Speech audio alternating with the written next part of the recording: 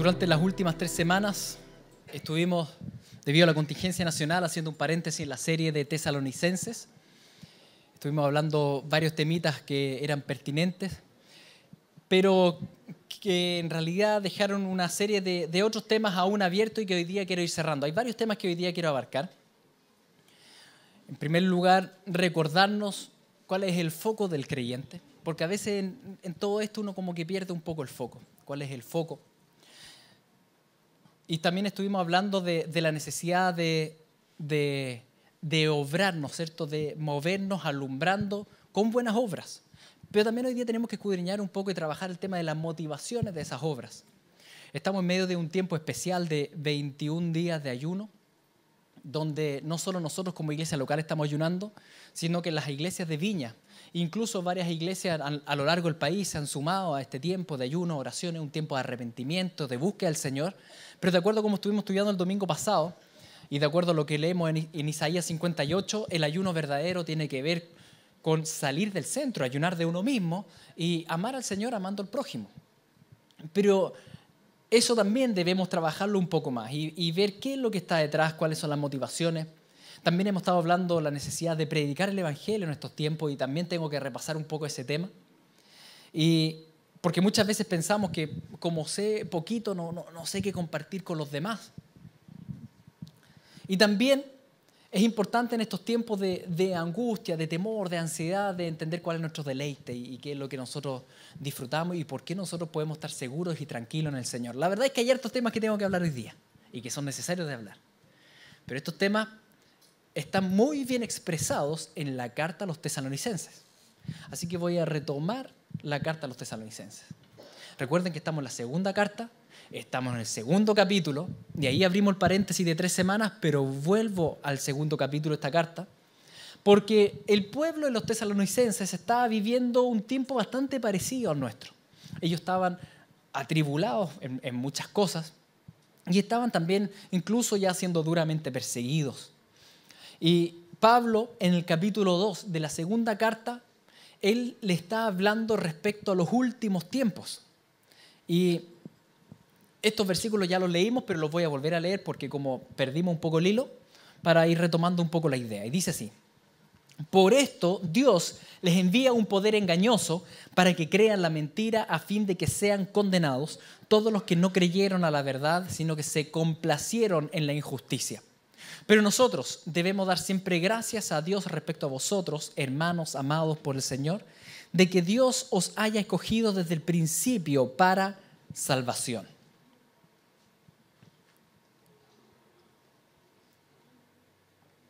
¿De qué está hablando acá en el capítulo 2? Pablo está hablando de qué es lo que va a ocurrir en el final de los tiempos, el levantamiento de este imperio mundial de la bestia gobernado por el anticristo, esta figura, ¿no es cierto?, que absolutamente apartada del Señor. Pablo viene hablando ya desde la primera carta a la iglesia que antes del levantamiento del imperio mundial del anticristo son necesarios tiempos de tribulación, a tal punto que el mundo va a clamar por paz y seguridad. Y para que todo el mundo clame por paz y seguridad, primero tiene que haber toda esta turbulencia mundial. Y la respuesta satánica a eso va a ser el anticristo, que va a decir: yo traigo paz y seguridad. Pablo viene hablando de ese tema. No lo vamos a hablar hoy día, lo estuvimos hablando ya los meses pasados cuando íbamos avanzando en las cartas. Si alguno de ustedes no estuvo presente y le interesa saber más al respecto, pueden meterse a YouTube, porque en YouTube tenemos todas las series y ustedes pueden ver ahí la lista de reproducción y está la serie tesalonicense y la pueden ir escuchando y recordando lo que estábamos enseñando ahí. Ahora, ¿por qué se los comento y por qué leo ese pasaje? Porque aquí lo que Pablo está diciéndole a la iglesia es que viene un tiempo muy complicado, le dice a los tesalonicenses, donde va a haber un engaño mundial y un engaño potente que va a hacer que toda la gente vaya en pos de este nuevo líder mundial. ¿Debiera haber estado preocupado por los tesalonicenses? Bueno, humanamente hablando, sí. Porque ¿cuánto tiempo alcanzó a discipular a esa iglesia? 3 semanas. ¿Se acuerda que venimos hablando hace tiempo esto? De que él alcanzó a estar allá en Tesalónica, predicar, les hizo un discipulado, pero a las 3 semanas tuvo que salir arrancando. Imagínense, 3 semanitas con hermanos recién convertidos, bebecitos espirituales, y él se va. Y él les anuncia, les dice: viene un poder mundial engañoso. Y uno dice: chuta, ¿cómo van a sobrevivir? Y por eso llama tanta la atención cómo Pablo remata este tema de lo que se viene con esta frase. Dice, pero nosotros debemos dar siempre gracias a Dios respecto a vosotros, hermanos amados por el Señor, de que Dios os haya escogido desde el principio para salvación. Fíjense cómo Pablo repentinamente descansa. Dice, pero queridos hermanos, yo con respecto a ustedes estoy tranquilo. Y yo dice, pero ¿cómo estáis tranquilos si apenas alcanzaste a enseñarle un par de cosas? Y él dice, no, estoy tranquilo. ¿Cuál es el motivo de su tranquilidad? ¿Qué dice el texto? Dice, porque el Señor, yo sé que el Señor a ustedes los escogió. ¿Desde cuándo? Desde el principio. O como dice Efesios, desde antes de la fundación del mundo. ¿No es cierto? Dios los escogió desde el principio. ¿Para qué? Para salvación. La doctrina de la elección a él lo hace estar tranquilo respecto a las ovejitas. Aunque sean chiquititas, dice, no, pero yo estoy tranquilo porque el Señor los escogió a ustedes. ¿Y los escogió para qué? No para perderlos. Él los escogió para salvarlos. Y eso lo hace reposar incluso frente a toda esa adversidad que ellos estaban viviendo. Dice, nosotros debemos dar siempre gracias a Dios respecto a vosotros, hermanos amados por el Señor, de que Dios os haya escogido desde el principio para salvación, mediante la santificación por el Espíritu y la fe en la verdad, a lo cual os llamó mediante nuestro Evangelio para alcanzar la gloria de nuestro Señor Jesucristo. Siempre en la Escritura, cuando uno ve estos pasajes, presentan tres cosas. Algo que Dios ya hizo, algo que está haciendo y algo que va a hacer. Siempre presenta eso. Y lo presenta con diversas palabras y en distintos textos se presenta, por ejemplo, como que Dios nos justificó, estamos en santificación y Él nos va a glorificar, ¿no es cierto? Nos glorificó. Ahora, este texto hace lo mismo, exactamente lo mismo. Él dice, el Señor nos escogió desde el principio. Ahora, mediante la santificación por el Espíritu y la fe en la verdad, Él va haciendo una obra en nosotros hoy en día. Él nos está santificando. A todos los que Él escogió, Él nos está santificando. ¿Mediante qué? Dice, por el Espíritu. Es el Espíritu Santo el que está obrando en nosotros. Él nos regaló su Espíritu como sello, como garantía de salvación, como marca de que somos de Él. Y Él está obrando en nosotros. Él nos llamó, a ti y a mí nos llamó. ¿Cómo nos llama el Señor?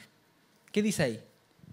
Nos llamó mediante nuestro Evangelio, el anuncio de las buenas nuevas. Evangelio significa buenas noticias. Él nos salva, ¿no es cierto? Él nos llama por medio del anuncio de las buenas nuevas. Cada uno de nosotros, cuando ha escuchado las buenas noticias de salvación, que es Cristo Jesús el que nos salvó, con eso Él llama a sus ovejitas. Entonces Él anuncia en todas las naciones, en todo el mundo, Él anuncia la salvación en Cristo. Y todos los que son ovejitas lo escuchan y van. Y los que son cabras, no están ni ahí. ¿Sí? Ahora, los que van, los que son llamados y acuden al llamado del Evangelio, ¿qué dice Él?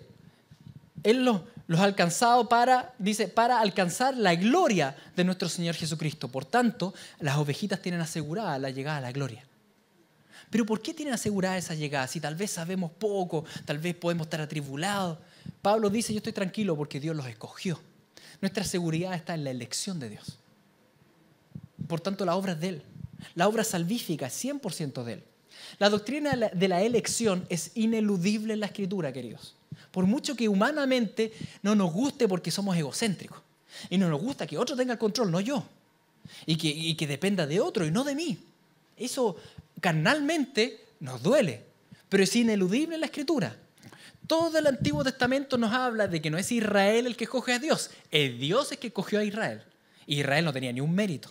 Y todo el Nuevo Testamento nos dice que es Cristo el que escogió a sus discípulos, no sus discípulos a Cristo. Jesús les dijo, no, me escogieron ustedes a mí. Yo lo escogí a ustedes. La doctrina de la elección está al menos en 40 pasajes del Nuevo Testamento explicado, donde nos dice que es Dios el que nos escoge. Porque ¿quién busca a Dios? Nadie. Él nos buscó a nosotros. Y cuando nos buscó, le empezamos a buscar. Ahora, eso nos cuesta muchas veces, porque decimos, pero ¿cómo? Pero es lo que da la tranquilidad al cristiano, como a Pablo, que dice, yo descanso. Yo sé que ustedes son nuevitos y son bebés y se viene difícil, pero vamos a ir a la gloria del Señor. ¿Por qué? Porque el Señor los tiene en su mano. Y ahí es donde a veces uno se pregunta eso y dice, bueno, pero si Dios me escogió desde el principio para salvación, ¿debo esforzarme en el caminar cristiano? Y esa es una de las preguntas que surge y que el texto inmediatamente responde. Dice, así que hermanos, estad firmes y retened la doctrina que habéis aprendido, sea por palabra o por carta nuestra. Dice, pero estén firmes. ¿En qué? En la doctrina que han aprendido. Recuerden que este capítulo 2, lo vimos hace 2 meses atrás, parte justamente Pablo reclamándoles cómo se habían dejado llevar por sueños, visiones y cosas y se habían apartado de la palabra. ¿Se acuerdan? Tienen que, si quieren, pueden ir repasando esa predicación, como les decía. Entonces dice, hermanos, estad firmes. O sea, nuestra responsabilidad es estar firmes y retener esa doctrina. Debemos hacer eso. Ahora bien, acá se nos confunde muchas veces este tema. Y para ir aplicando esto concreto a la práctica, les voy a mostrar un cuadrito que les he mostrado muchas veces y les voy a seguir mostrando muchas veces. Porque es clarificador. ¿Qué significa vivir en la carne y qué significa vivir en el espíritu?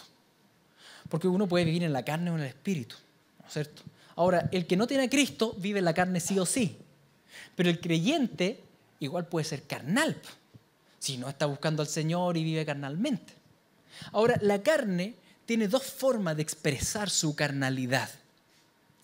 Puede vivir la carnalidad de una manera legalista o religiosa, o puede vivir la carnalidad de una manera libertina. Me explico. La lógica del legalismo es: obedezco para ser aceptado por Dios.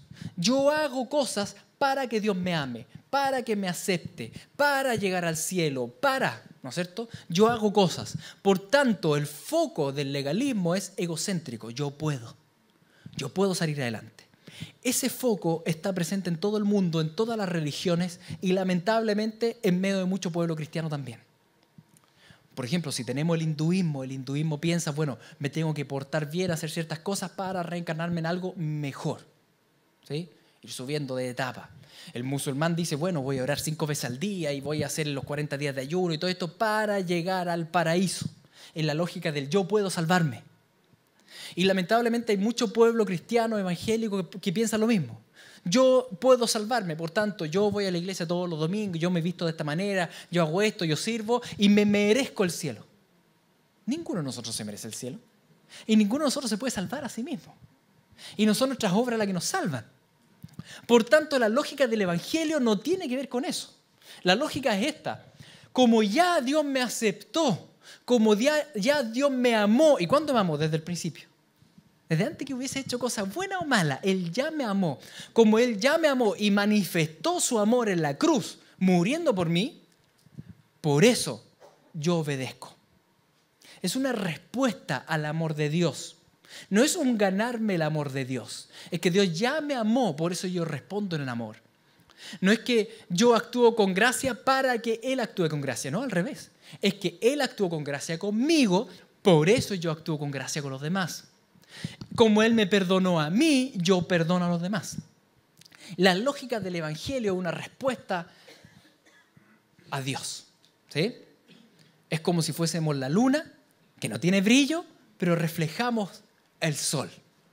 Esa es la lógica del evangelio, que reflejamos lo que Dios hace en nosotros. Por tanto, si uno vive en el Espíritu, uno entiende que esta es la lógica. No hago cosas para que Dios me ame, sino que hago cosas porque ya Dios me ama de manera incondicional. Ahora, eso, cuando andamos carnales, también uno lo tergiversa. Y en esta carnalidad, muchos dicen en el libertinaje, yo ya soy aceptado por Dios, por eso no obedezco. Total, ya me ama. ¿Para qué voy a obedecer? Nuestra carnalidad nos lleva tanto al legalismo como al libertinaje. ¿Ya? Ese libertinaje de que total Dios nos ama. Ahora, ese libertinaje no es exclusivo de un cristiano carnal. El mundo también lo vive. Si tú, por ejemplo, conversas con personas en la calle que son irreligiosos o arreligiosos, no tienen ninguna creencia, en realidad viven el libertinaje y su filosofía de fondo es esta. Bueno, ¿qué va a pasar? Si total, o nos morimos y no pasa nada, o nos morimos y vamos todos al cielo. Pero ninguno te va a decir, ¿y si hay infierno? ¿Me entienden? Es la lógica del universalista, de que todos nos salvamos, todos vamos a estar bien, no, tranquilos, hagamos lo que hagamos. Y no es así. No es así. La Escritura dice que todos tendremos que rendir cuenta ante el Creador. Por tanto, esta lógica carnal del libertino está presente en cristianos carnales, sí, pero también en el mundo. Entonces tenemos una lógica carnal que tiene como foco central el egocentrismo, yo quiero hacer lo que yo quiero, lo que yo puedo, y yo, ¿no es cierto? O la lógica del Evangelio, que es cristocéntrica. Tal vez tú estás hoy día acá y aún no te has rendido a Cristo. Es tiempo de rendirse a Cristo y de vivir para Él, no para ti. Entendiendo que solo Él te puede salvar. El pasaje continúa y dice, y el mismo Jesucristo, Señor nuestro y Dios nuestro Padre, el cual nos amó y nos dio consolación eterna y buena esperanza por gracia, conforte vuestros corazones y os confirme en toda buena palabra y obra. No es el esfuerzo humano, no son filosofías, es Cristo, es el Hijo y Dios Padre, el cual nos amó y nos dio consolación eterna. ¿Desde cuándo te amó? Desde el principio. ¿Sí? Desde antes de la fundación del mundo. Dice que te amó. Y Él te da una buena esperanza. ¿Por qué te da una buena esperanza? La esperanza de salvación en Cristo, de vida eterna y de ir a la ciudad gloriosa del Señor. ¿Por qué tiene esa esperanza? Está fundamentada en ¿qué? ¿Qué dice? Esperanza por gracia. ¿Y qué es la gracia? Un favor que no mereces. Por tanto, tu esperanza en llegar a la gloria de Cristo no está fundamentada en ti, sino que en Él, en su gracia. No fundamentas tu llegada al cielo en tus obras, sino en la gracia del Señor. Como Él es bueno y como Él me ama y como Él me ha escogido, yo descanso en Él. Por tanto, ¿no es cierto? Él nos amó y nos dio consolación eterna. ¿Por qué eso me consuela hoy día? Porque sé que depende de Él, ¿no es cierto? Y buena esperanza por gracia. Conforte vuestros corazones y os confirme en toda buena palabra y obra. Y aquí me quiero detener otra vez un poco. Los pasajes bíblicos siempre nos hablan de esta dualidad, que debemos dar testimonio con palabras y con obras. El domingo pasado enfatizamos mucho el tema de las obras, y es importante, porque ¿cómo vamos a hablar del amor de Dios si no amamos al prójimo? Y no amamos a mis hermanos siquiera. Por tanto, debemos obrar, sí, debemos hacernos cargo de, como les decía, de los huérfanos, de las viudas, de los necesitados, de extranjeros, sí, debemos hacernos cargo. El pueblo chileno reclama, pero entendemos como iglesia que nosotros somos culpables, porque nosotros no hemos cuidado del prójimo. Y no hemos cuidado de los huérfanos y de la tercera edad y de todo lo que estuvimos hablando el domingo pasado. Debemos hacerlo. Pero ojo, y aquí me detengo un poco, ¿cuál es el motor, la motivación que nos debe llevar a esas buenas obras? Si consideramos estos pasajes y el Evangelio, el motor, si vivimos el Evangelio espiritualmente, va a ser el amor a Dios. Y hay que poner ojo en eso, porque uno puede hacer muchas cosas supuestamente buenas, siendo el motor y la motivación el yo. Una motivación pecaminosa. Por ejemplo, que como pongo ahí el orgullo, es que como yo soy muy bueno, yo voy a hacer esto. O también puede ser el control. Es que yo quiero controlar la situación, así que me pongo a hacer cosas buenas para controlar. O quiero la aprobación de los demás. Quiero que piensen bien de mí. Y empiezo a hacer muchas cosas. Pero ¿qué me está moviendo a hacer las cosas? Jesucristo dijo a sus discípulos, mira, si ustedes me aman, obedecerán mis mandamientos. Así de sencillo. El principal motor de obedecer los mandamientos de Dios tiene que ser el amor a Cristo. No es querer el amor de Cristo porque ya lo tengo. Es porque yo amo a Cristo, por eso. No es querer el amor de la gente porque tal vez nunca lo tenga. Es porque yo amo a Cristo. Ese es el motor en el Evangelio. Cuando vivo carnalmente, voy a empezar a hacer cosas buenas, pero porque quiero de alguna forma caer bien, o quiero que piensen bien de mí, y que los vecinos hablen bien de mí, que la iglesia piense bien de mí, y yo soy el centro, egocéntrico. En el Evangelio no funciona así. Y debemos preguntarnos precisamente en estos tiempos donde, por ejemplo, estamos ayunando. ¿Por qué estoy ayunando? ¿Realmente lo que me motiva en este tiempo de ayuno es el amor a Cristo? O la verdad es que estoy ayunando para dar apariencia de piedad en la iglesia. ¿Entiendes? Para que piensen que soy bacán, que soy espiritual. ¿Por qué estoy ayunando? ¿Realmente hay un arrepentimiento en mí y un obedecer a Cristo porque lo amo a Él? ¿Por qué estoy intentando portarme cada día mejor? ¿Para que piensen bien de mí? ¿O porque pienso que soy buena persona? ¿O qué me motiva? ¿Cuál es el motor que me está conduciendo a esto? Porque puedo estar haciendo muy buenas obras externas y por dentro estar podrido. ¿No es cierto? Así que fíjense en esto. Podemos tener dos personas sentadas una al lado del otro por 50 años en la iglesia, pero muy distintas. Haciendo las mismas cosas, pero muy distintos. Dos que se llaman evangélicos, pero uno es carnal y el otro espiritual. Y hacen lo mismo, pero no es lo mismo. No es lo mismo. ¿Qué es lo que no es lo mismo? Lo que está dentro. No es lo mismo. Son otras lógicas. Son otras lógicas. Y esto, lo que estamos hablando hoy día, no tiene que ver con mirar al que está al lado y decir, oye, ¿el de al lado será un carnal? No, el tema de hoy día tiene que ver con mirarme a mí mismo y decir, Señor, ¿estaré viviendo una lógica carnal o estoy viviendo en el Evangelio? No es mirar al lado y decir, ay, ¿quién es libertino y legalista? No, es entender que todos nosotros tenemos una carne libertina y legalista. Entonces va a haber muchas veces donde empiezo a hacer cosas para ganarme el favor. Y ahí tengo que detenerme y decir, Señor, perdóname, ayúdame a tener el foco correcto. Y después muchas veces voy a querer seguir en el pecado porque voy a decir, total, el Señor me perdona. Y ahí tengo que decir, Señor, perdóname, no quiero abusar de la gracia. ¿Entienden? Cada uno de nosotros lucha con un legalista y un libertino adentro. Esto no se trata de ver al de al lado. Es cosa de mirarnos al espejo. Y van a quedar chatos de libertinaje y legalismo. Eso está en nosotros. Todos nosotros luchamos con eso. Eso es parte de nuestra carne. Por tanto, en este tiempo, más que nunca, debemos recordar el Evangelio y volver a las bases y decir, Señor, ¿por qué estoy haciendo lo que estoy haciendo? ¿Cuál es el motor? ¿Cuál es el foco? ¿Cuál es la lógica que estoy siguiendo durante este tiempo? ¿Qué ha salido, Señor, en este tiempo donde Chile ha sufrido y vemos que de alguna forma se está cumpliendo la palabra de que los últimos tiempos serían como una especie de parto? ¿No es cierto? Estamos en las contracciones. Las contracciones, ustedes saben cómo son. Contracción. Y después tranquilo un par de minutos.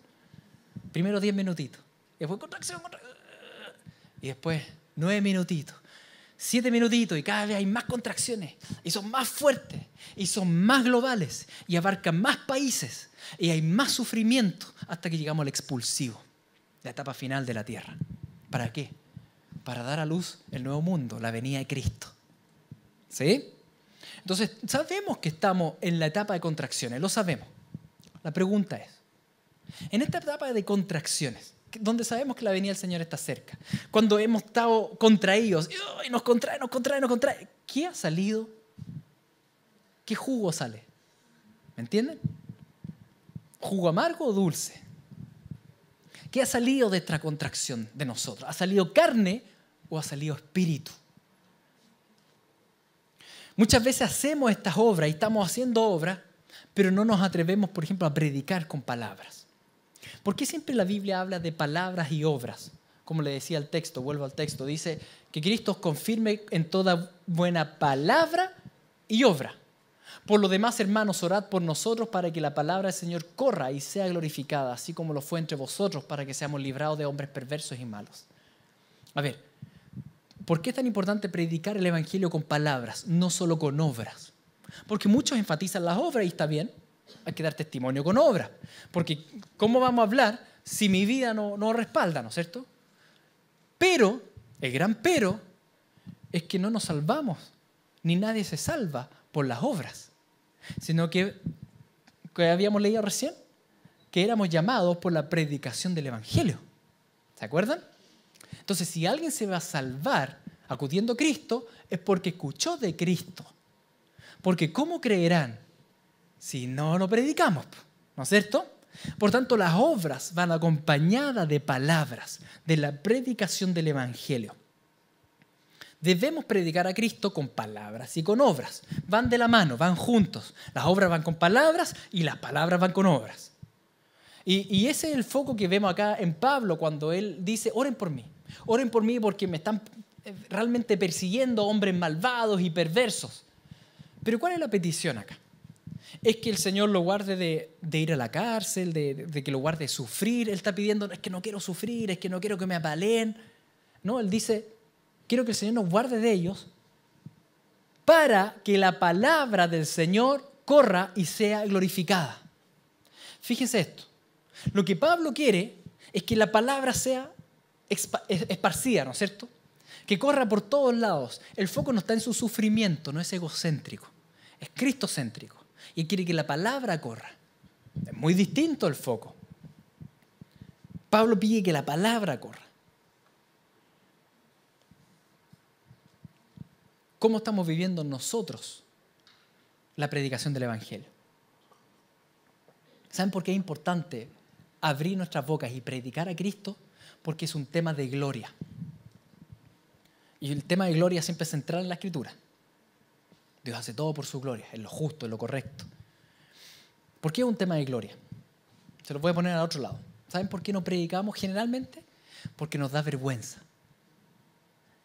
Y ahí, ¿qué estás cuidando? ¿O qué estás glorificando? Cuando tú dices que no quiero predicar porque si hablo de Jesús, van a pensar mal, ¿de qué? De mí. Van a pensar mal de mí, entonces no sé qué van a decir y tal vez se van a burlar. ¿Qué estás cuidando? Tu nombre. ¿Qué estás glorificando? A ti mismo. No predicamos cuando Cristo no es el centro de mi gloria, sino que yo soy el centro de mi gloria. Entonces, como no quiero que piensen mal de mí porque el mundo rechaza a Cristo, entonces yo sé que me van a rechazar a mí, entonces prefiero no predicar. Entonces estás viviendo para tu propia gloria. Entonces, ¿por qué no estamos predicando? Tenemos que poner ojo con eso. Debemos predicar. Debemos predicar porque es poder que transforma vidas. Porque es el remedio que necesita esta nación. Porque Cristo es el único Salvador. Por tanto, este es un asunto de gloria que también debemos escudriñar en nuestros corazones.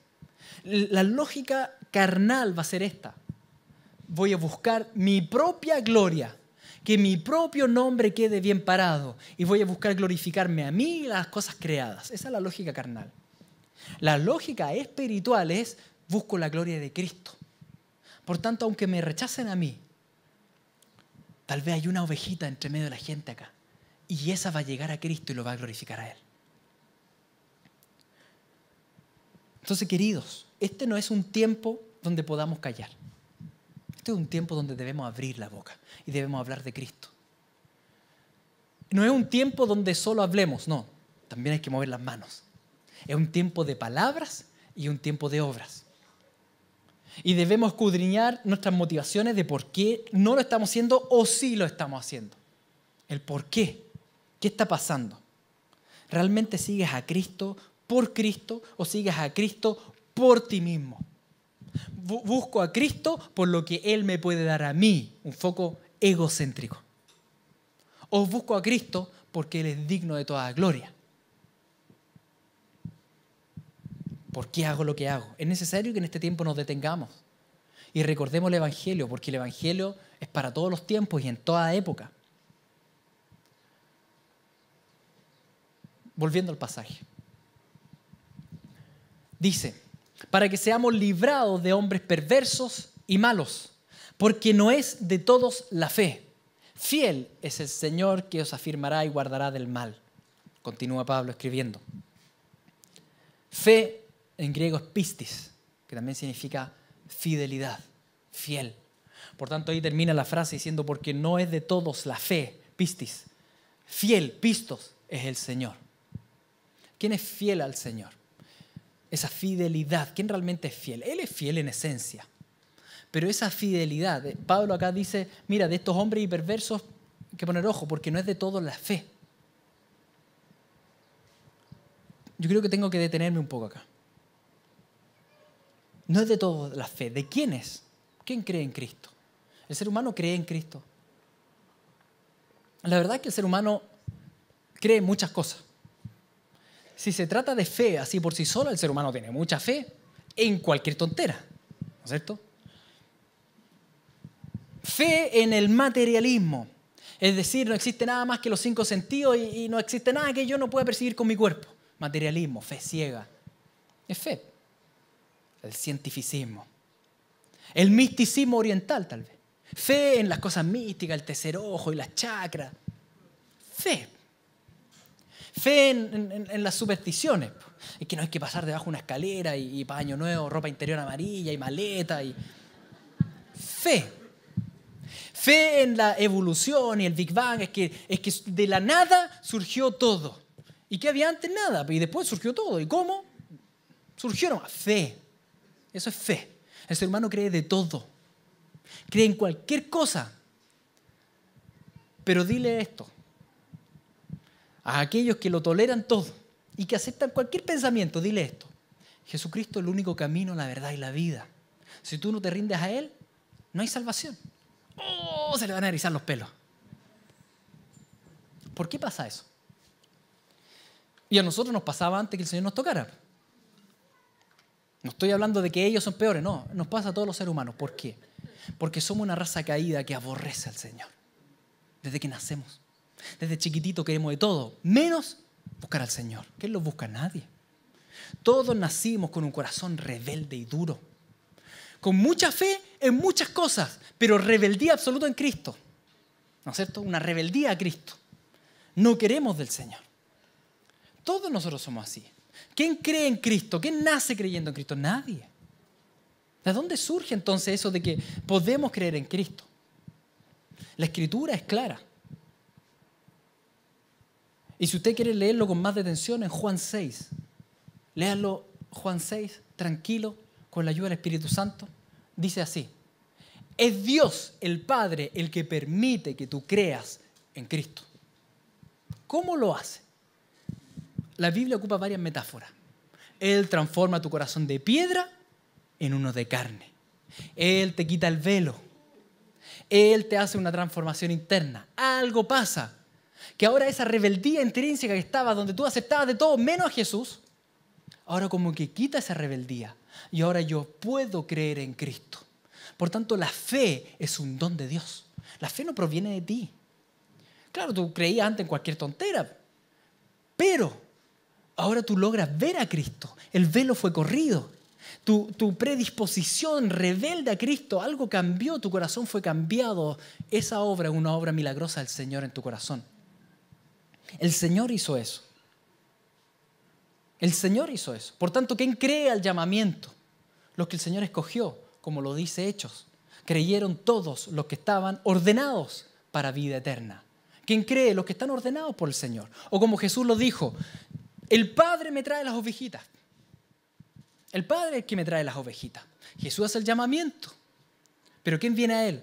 Aquel que está transformado en su corazón. Ahora, esta enseñanza muchas veces nos cuesta, nos duele, porque somos egocéntricos, porque queremos controlar todas las cosas. Entonces entender de que la salvación depende 100% del Señor nos duele muchas veces.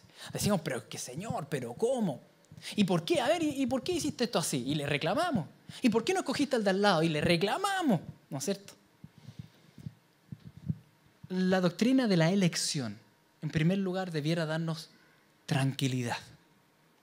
De que estamos firmes en el Señor y de que Él sabe, de que Él es sabio, de que Él es justo, de que Él es bueno. El Señor es mejor que tú. Menos mal no depende de ti, sino que de Él. ¿Sí? Ahora, si nos creemos mejor que el Señor, nos va a costar. Pero les aseguro que el Señor es mejor que nosotros. Por tanto, menos mal depende de Él. Menos mal. Ahora, igual, para los regalones que dicen, bueno, pero ¿por qué me escogió el Señor? ¿Será porque tenía fe? No, recuerda que tú tenías rebeldía hacia el Señor. Tú no lo buscabas. Él te buscó a ti. Y como Él te buscó, tú respondiste. Todo parte en Él, no en ti. Ahora, ¿por qué? La verdad es que hay un pasaje en la Escritura, hay un solo pasaje que te habla del motivo de la elección. Que está explícito ahí. ¿Por qué Dios te escogió? Pablo lo soluciona así. Mírense los unos a los otros, dice. Mirad, hermanos, vuestra vocación. No sois muchos sabios. A ver, voy a mirar. Tiene razón la palabra. Esta fue la vocación, el llamado, ¿no es cierto? Vocación habla del llamamiento, de convocar. De ahí viene la palabra convocar. Entonces dice, miren vuestra convocación. ¿Cómo el Señor los llamó? A ver, miremos. ¿Son sabios? No. ¿Son muchos poderosos? A ver, voy a mirar acá. No veo muchos poderosos. Ni muchos nobles. No sé si hay sangre azul por acá, pero si hay, no son muchos. ¿No es cierto? Sino que lo necio del mundo escogió Dios. Ahí sí los puedo mirar. Lo necio del mundo escogió Dios. Para avergonzar a los sabios. Lo débil del mundo escogió Dios. Sí, somos débiles. Sí, lo hemos visto. Para avergonzar al fuerte. Lo vil del mundo y lo menospreciado escogió Dios. Y lo que no es, para deshacer lo que es, a fin de que nadie se jacte en su presencia. Es cosa de mirarnos mutuamente y vamos a ver el criterio de elección de Dios. El criterio de elección no tiene que ver con nosotros. Tiene que ver con que Él escogió a lo vil y a lo menospreciado, y a lo que no es, y al que no es sabio, y al que no es nada. ¿Para qué? Para Él, para que realmente en su presencia nadie se cachetonee, nadie se enorgullezca, nadie diga, yo estoy aquí porque yo soy muy bacán. No, dice Él. No es así. Por tanto, la fe no es de todos. La fe es un don de Dios. Y si tú tienes fe en Cristo, alégrate en el Señor. Alégrate en el Señor. Eso debe cambiar plenamente tu foco de la vida.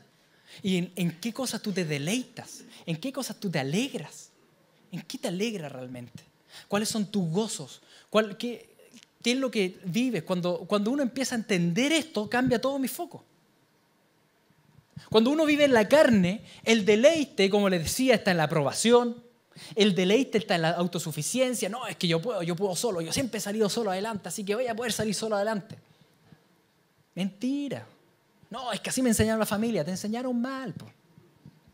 La autosuficiencia, ¿no es cierto? No, es que yo. Y el deleite en las cosas creadas y en las cisternas rotas, como lo hemos hablado tantas veces. En cambio, cuando uno vive en el Espíritu y entiende todo esto, y cómo la salvación es de comienzo a fin del Señor, el deleite está en decir, Señor, te doy gracias porque me permites conocerte. Me permites pasar tiempo contigo. Leer la palabra, orar, hacer buenas obras, pero para tu gloria. Predicar el Evangelio, Señor, gracias porque puedo vivir para ti. El deleite empieza a ser el vivir para Él, el pasar tiempo con Él, el conocerlo más a Él. Él pasa a ser mi deleite central. Es Cristo. No son las cosas creadas, es Cristo mi deleite. Queridos, ¿cómo hemos estado viviendo este tiempo? ¿Estamos más cerca a la columna del Espíritu o más cerca a la columna de la carne? ¿Cuál ha sido mi motor en este tiempo? Que ha estado dentro en mi corazón. ¿Qué pasa con aquellos que el Padre ha escogido y ha llamado por medio del Evangelio y están ahora en la mano del buen pastor? Y repito la palabra, buen pastor. No es mal pastor. ¿Cómo es un mal pastor? No logra salvar a las ovejas. Los leones se lo comen. Pero un buen pastor, ¿se le perderá una oveja a un buen pastor? Hay un solo buen pastor, ¿eh? Y no soy yo. No lo soy. ¿Quién es el buen pastor? Jesús dijo, esta es la voluntad del Padre, el que me envió, que de todo lo que me diere no pierda yo nada, sino que lo resucite en el día postrero. El Padre lleva las ovejitas a Cristo, el Hijo la guarda. Y el Hijo es todopoderoso. ¿Habrá algún león que pueda arrebatar esas ovejitas? Pero es que, Señor, estos tesalonicenses llevan recién 3 semanas, no alcancé a enseñarles nada, Señor. Pero ¿quién es el buen pastor de ellas? Tranquilo, dice. Pablo dice, no, pero Señor, yo descanso en ti.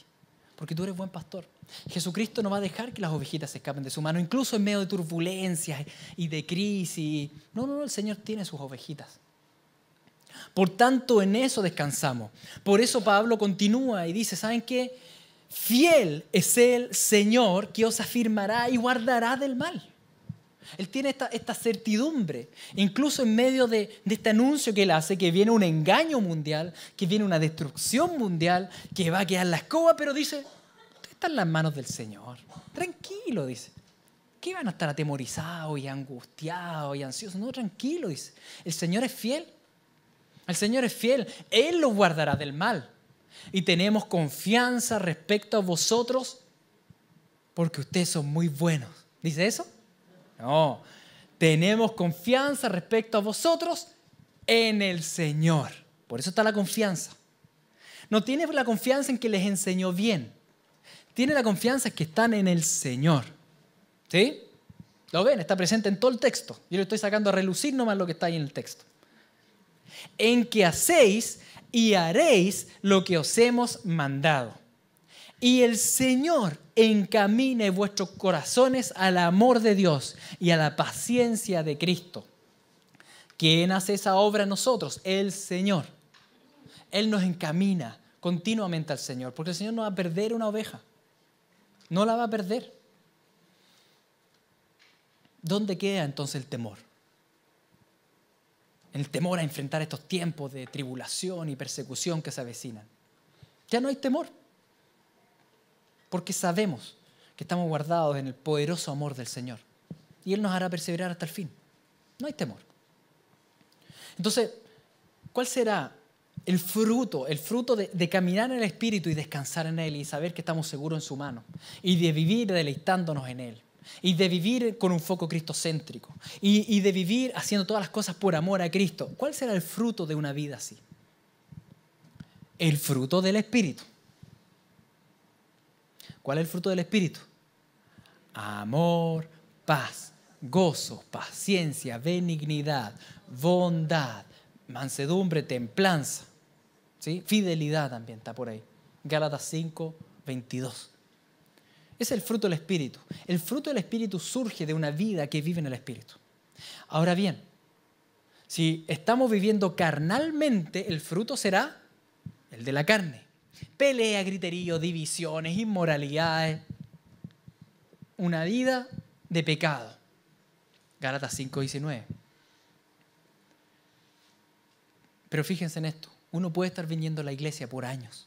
Puede estar sirviendo por años y vivir carnalmente, con un foco legalista o libertino, un foco egocéntrico, donde la lógica es el que dirán, que van a pensar de mí, el orgullo, vivo en pos de mí mismo, hago las cosas tal vez por presiones o para buscar aprobación, vivo en autosuficiencia, así que no busco al Señor, no vivo las disciplinas espirituales y parezco un buen cristiano entre los demás.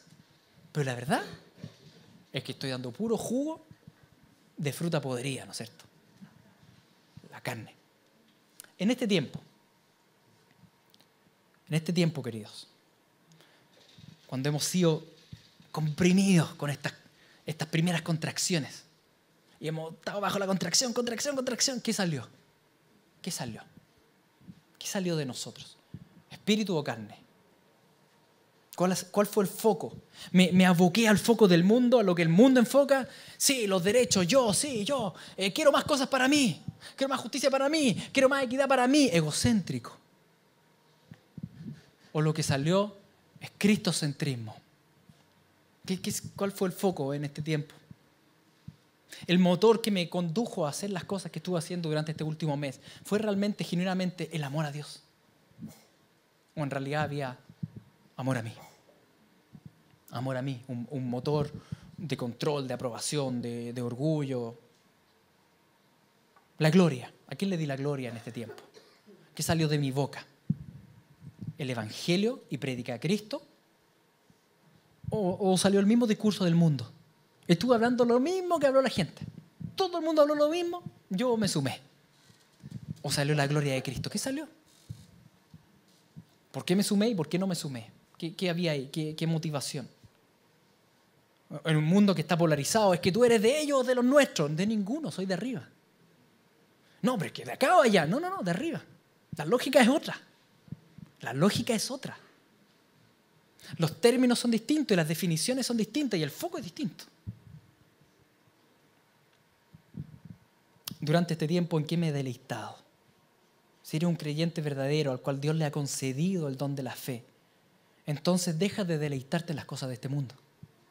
Porque tú puedes ahora deleitarte en Cristo porque lo logras ver. Deleítate en Él. Búscalo en oración. Escudriña la palabra. Es que no me he podido reunir en la iglesia. Donde hay 2 o 3 reunidos, el Señor está. Así que si en tu familia te puedes juntar, júntate con tu familia. Cultos familiares, buscando al Señor en nuestros hogares. Tu relación con Dios no puede depender de una institución. ¿Sí? Es tu relación con el Señor. ¿A dónde está tu deleite? En el Señor. ¿Cómo sé cómo estuvo durante este tiempo? Por el fruto en tu vida. ¿Cuál fue el fruto? ¿Cuál fue el fruto? ¿Fruto del Espíritu o de la carne? Que el Señor nos conceda no solo recordar el Evangelio de hoy día, sino que vivirlo diariamente. Vamos a orar. Padre Santo, te damos gracias, porque en ti estamos seguros. Te damos gracias por tu amor incondicional. La verdad es que tal vez se nos había olvidado y hemos vivido carnalmente y te pedimos perdón por eso. Hemos vivido tal vez lógicas legalistas o lógicas libertinas. Te pedimos perdón. Queremos vivir solo para ti, amándote a ti, y que ese amor se exprese con palabras y con obras.